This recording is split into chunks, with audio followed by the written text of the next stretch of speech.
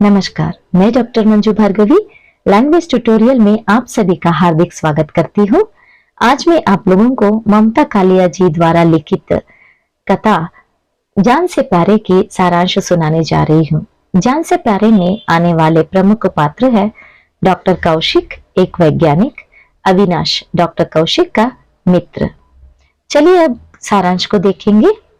जान से प्यारे ममता कालिया का एक कहानी है जिसमें डॉक्टर कौशिक वैज्ञानिक थे जिन्होंने एक खोज निकाला था जिसका ऐसा नुस्खा जिसमें निर्जीव को जीवदान दिया जा सकता है।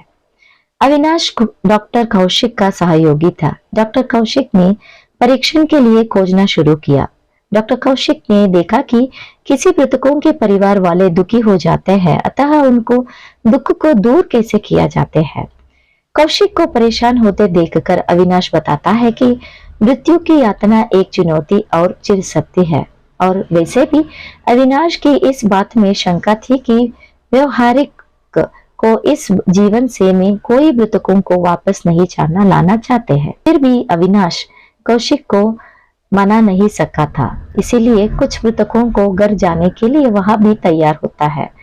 पहले वे दोनों एक घर जाते हैं जहां पे पिता की मृत्यु हो चुकी होती है।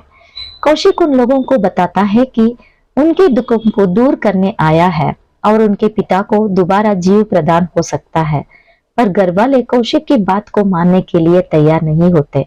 उल्टे वे कौशिक को ही समझाकर भेज देते हैं। इतना ही नहीं, उन्होंने कमरे को किराए पर देने का विज्ञापन भी दे दिया होता है। कार का सारा इंतजाम हो चुका के हिसाब से उनके छोटे भाई विदेश से हजारों डॉलर खर्च करके आ रहे थे। जब उनको पता चलेगा कि यहाँ पहुंचने पर पिता है जीवित है तो बिगड़ जाएंगे। उनकी पत्नी अभी तो बिल्कुल नहीं चाहती थी कि पिताजी पुनः जीवित हो, इसीलिए पुत्र पिताजी को पुनः जीवित करना नहीं चाहते हैं। कौशिक और अविनाश यहीं पर अपना प्रयत्न नहीं छोड़ते। वे अगले घर में जाते हैं जहाँ पर पत्नी की मृत्यु हो चुकी होती है। पति पत्नी के मृत्यु से दुखित है।